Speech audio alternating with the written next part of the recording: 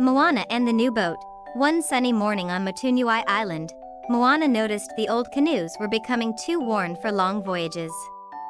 With her heart set on exploring the ocean once again, she decided to build a new boat, one that could carry her farther and safer than ever before. With Grandma Tala's spirit guiding her and the village supporting her with materials, Moana began the construction. Maui appeared, offering his magical fishhook to help lift heavy logs. "Let's make this boat legendary," he boomed. Day by day, they shaped the boat with care. Moana painted the sails with vibrant ocean symbols. Little Pua watched excitedly, while Haihei pecked at coconuts nearby. When the boat was complete, it gleamed under the sun.